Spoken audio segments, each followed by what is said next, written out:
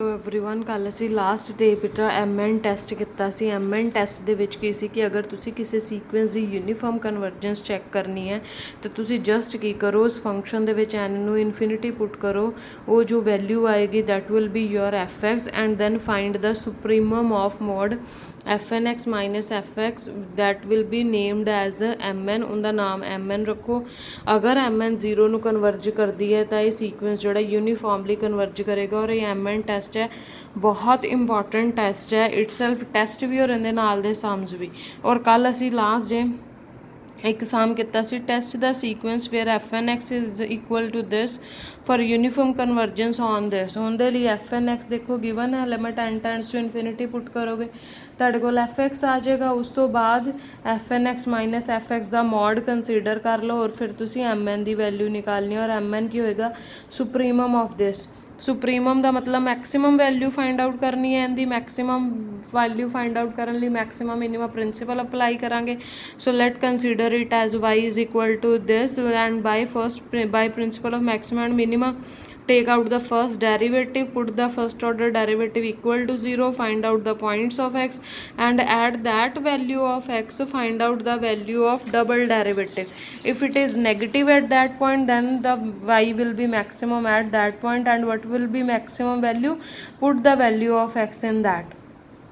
So when you get the value of mn, put n tends to infinity. If it converges to 0 then it is uniformly convergent. If it tends to infinity that means does not converge to 0, that means by mn test फिर वो sequence जो है वो भी यूनीफॉर्मली converge नहीं करेगा। इनके नाल दे असी सम्स किते सी, कईयां दे विच डायरैक्ट सुप्रीमम वैल्यू दे लई की करदे आ, एक्स सुप्रीमम ही कढ़नी है ना, मतलब एक्स दी मैं कुछ भी वैल्यू पुट करा या तो सुप्रीमम तो छोटी होएगी या उनके इक्वल होएगी। इनके लिए मैं एक्स की है 0 तो 1 दे इन बिटवीन कोई number. So take x is equal to 1/9। ठीक है। Now example number 3, prove that the sequence fnx where fnx is equal to x raise to power n minus 1 minus x converges uniformly on the closed interval 0 to 1। Here fx is equal to limit n tends to infinity. fnx देखो सब तो पहला अपना काम की होंदा fnx दे विच n नू इनफिनिटी पुट करना। हुण देखो जदों मैं इत्थे n नू इनफिनिटी पुट करूँगी, x की है 0 तो 1 दे इन बिटवीन कोई नंबर है। देखो इनू किस तरह किया जाएगा। अगर मेरे को गिवन एक्स की power n minus 1 into 1 minus x and x lies between 0 to 1, that means x will be of the type, let's take it x is equal to 1/2, then what will it become, 1/2 raised to power n minus 1 into 1 minus 1/2।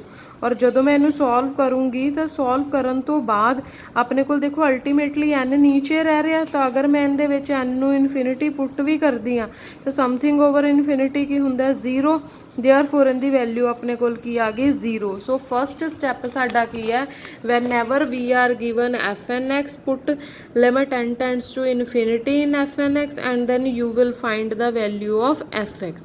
After that consider fnx minus fx mod और उनकी supremum value लैके उन्होंने नाम की दे दो mn का।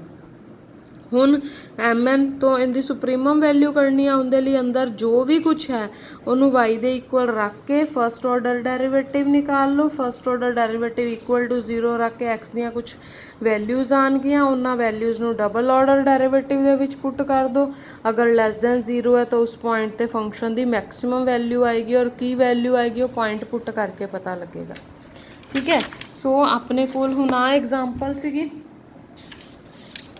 देखो इस एग्जाम्पल दे विच हुण कंसीडर की करन, देखो इनदे तो मेरे को fx 0 आ गई, दैट मीनस mn मेरे को की है supremum of fnx minus fx, that मीनस value of this. मैं इस पूरी वैल्यू नू y एज्यूम कर लिया, उस तो बाद इनू थोड़ा जिहा सॉल्व कर लिया, फर्स्ट ऑर्डर डेरिवेटिव निकाल लिया, सैकेंड ऑर्डर डेरिवेटिव निकाल लिया, फर्स्ट ऑर्डर डेरिवेटिव नू इक्वल टू 0 पुट किया तो मेरे को x दियाँ दो वैल्यूज़ आईयां, आइदर इट विल बी 0 और n माइनस 1/n। इन्हां दोनों वैल्यूज़ नू मैं double derivative they which put करके देखना, जिंदे ते डबल डेरिवेटिव की वैल्यू नैगेटिव आ गई या लैस दैन 0 आ गई, उस पॉइंट ते फंक्शन की वैल्यू मैक्सिमम होएगी। और मैक्सिमम वैल्यू किंदे ते आएगी, x is equal to n minus 1/n। So maximum value दे लई मैं पूरी y दे विच x ਦੀ ਜਗ੍ਹਾ ਕੀ ਪੁੱਟ ਕਰ ਦੂੰਗੀ n-1 ਬਾਈ n, ਔਰ ਉਹਨੂੰ ਥੋੜ੍ਹਾ ਜਿਹਾ ਸੋਲਵ ਕਰਾਂਗੇ ਸਾਡੇ ਕੋਲ ਆ ਜਾਊਗਾ ਵਿਚ converges to 0 because something over infinity is 0, ਬਾਕੀਆਂ ਦੀ ਜੋ ਮਰਜ਼ੀ ਵੈਲਿਊ ਹੋਏ 0 ਇੰਟੂ ਸਮਥਿੰਗ ਵੀ ਕੀ ਹੁੰਦਾ 0, therefore M N test converges uniformly on the closed interval 0 to 1. Next है example number 4, show that the series whose sum to n terms is fn x is equal to n square x over 1 plus n raised to power 4 into x square does not converges uniformly on this interval 0 to 1.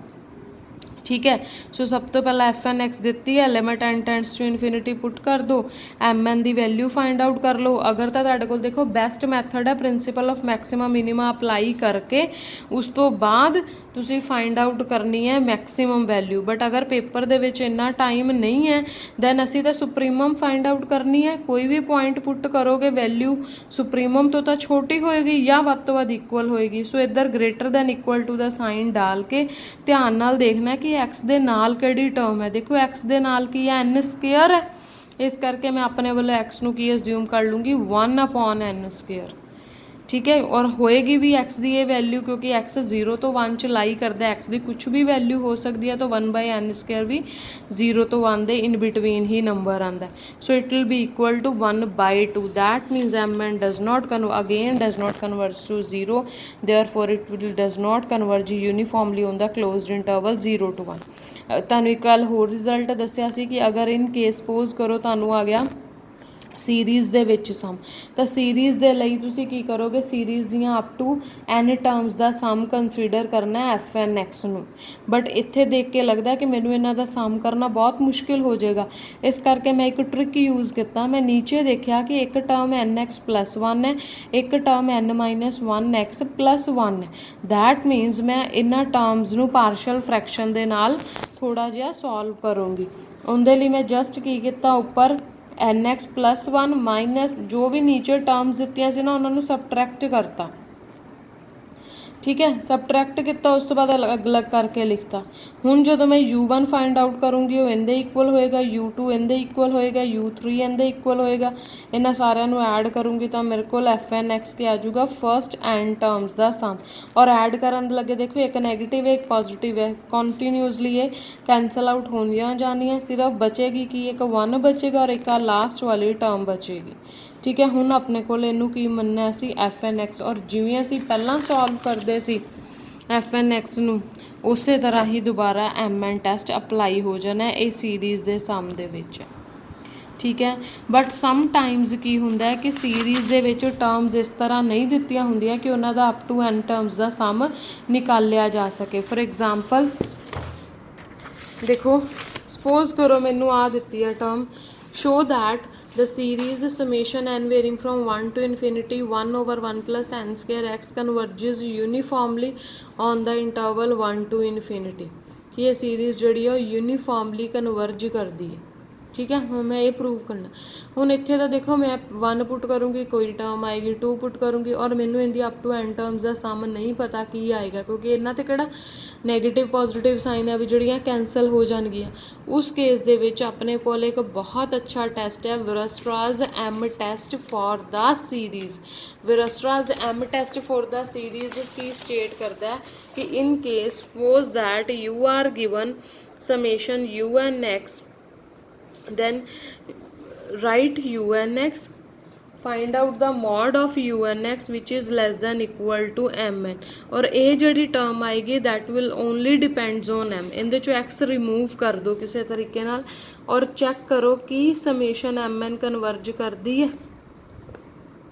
अगर ये converge करेगी series then फिर आ वाली series भी converge करेगी, क्योंकि अगर बड़ी चीज़ कन्वर्जेंट है छोटी ऑटोमैटिकली कन्वर्ज कर जाती है। ये उन्हां केसिस दे विच सम करना है जदों un दियां पहलियां n टर्म्स नूं ऐड करना मुश्किल हो जाए, ठीक है। उनदे लिए असीं की करांगे, सपोज करो सानूं इस तरह की एक टर्म गिवन है,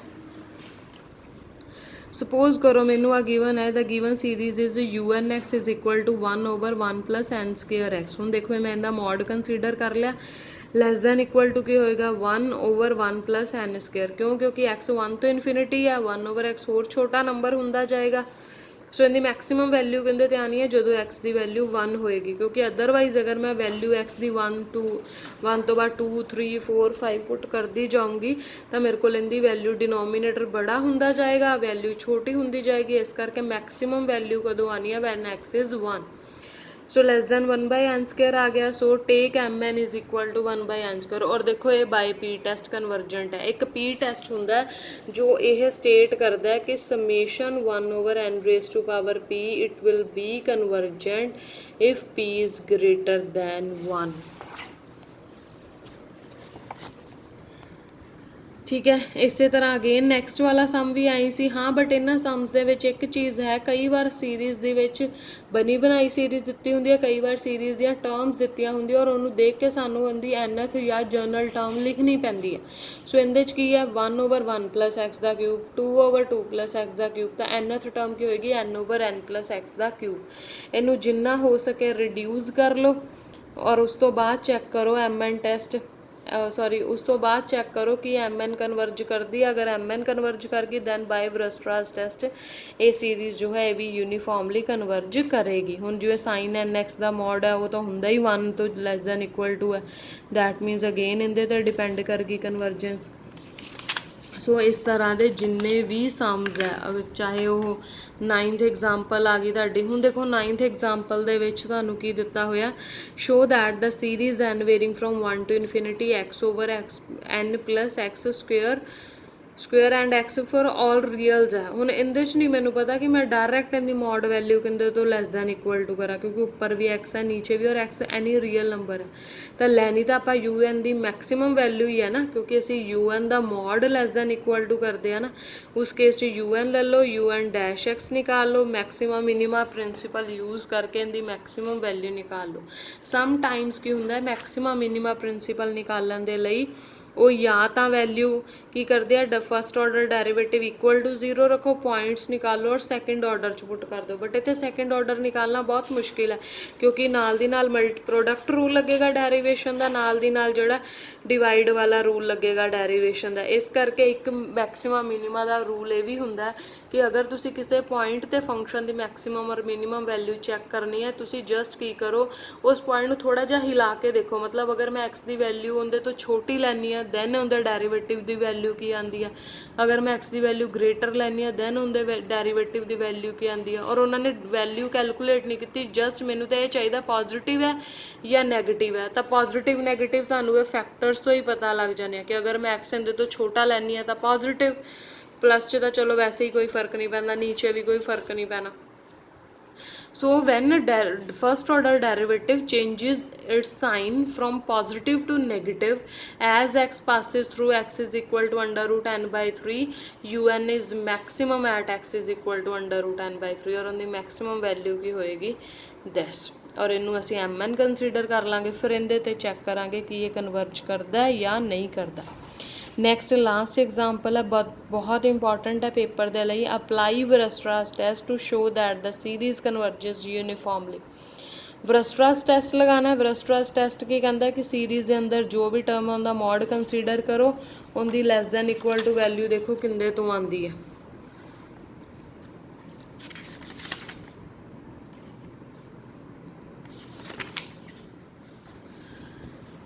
देखो अपने को यू एन एक्स दिता, मैं वाई कंसीडर कर ली अपने वालों, मैक्सीमम वैल्यू निकाल ली वाई की किंदे ते आ रही है, that means u n x less than equal to this आया विच इज़ लैस दैन कल्ले कल्ले का मॉड आ गया। इनकी वैल्यू तो देखो एज इट इज़ रखती, इनकी वैल्यू मैक्सीमम चाहिए सी कितनी आएगी, इनकी वैल्यू मैं अपने वालों मैक्सीमम निकाल के रखी सी पहला ही 1/2। दैट मीनस इनकी कन्वर्जेंस किंदे ते डिपेंड करती है ए एन ते। ठीक है, इस तरह के सम्स है ये तुसी रीड आउट एक बार रीड आउट कर लियो एग्जाम्पल्स, फिर एक्सरसाइज के सम तुसी ट्राई करने हैं। आ तुहाडा वीयरस्ट्रास एम टेस्ट है जो मैं कह रही सी कि कई बार अप टू एन टर्म्स का सम मुश्किल हो जाता है, उस केस च mod of u n x less than equal to m n consider करके वैल्यू निकाल लेनी। ठीक है।